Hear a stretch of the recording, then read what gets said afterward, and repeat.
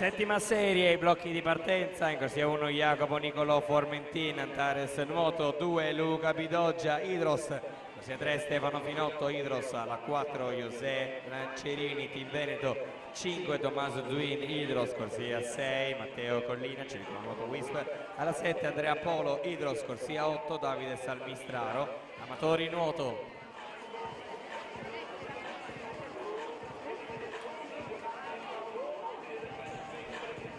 Attenzione,